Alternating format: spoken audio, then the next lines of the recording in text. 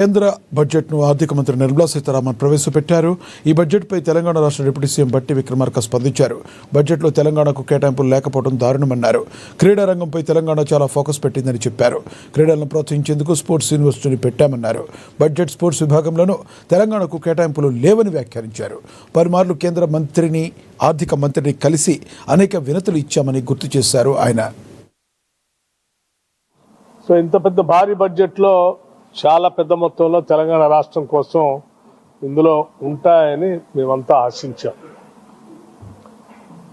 గౌరవ ముఖ్యమంత్రి రేవంత్ రెడ్డి గారు కానీ, నేను కానీ, లేకపోతే ఈ రాష్ట్ర నా సహచర మంత్రివర్గ సభ్యులు కానీ, మేమందరం అనేక సార్లు గౌరవ ప్రధానమంత్రి గారిని, అట్లాగే ఆర్థిక శాఖ మార్చుల్ని కలిసి ఈ రాష్ట్ర ప్రయోజనాల కోసం, అభివృద్ధి కోసం అనేక విజ్ఞప్తుల్ని రాతపూర్వకంగా ఇవ్వటం, మాతో పాటు గౌరవ పార్లమెంట్ సభ్యులను కూడా బృందాలుగా తీసుకుని వెళ్ళి కలిసిన విషయం మనందరికీ తెలిసిందే.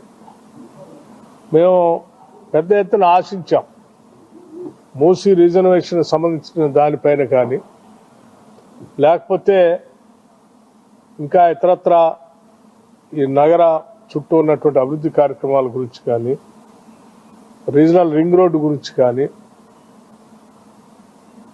ఇతర ఇన్ఫ్రాస్ట్రక్చర్ సంబంధించినటువంటి అంశాలు కానీ వాటిలో పొందుపరుస్తారేమని ఆశించాం, ఇంక్లూడింగ్ మెట్రో రైలు సంబంధించి కూడా.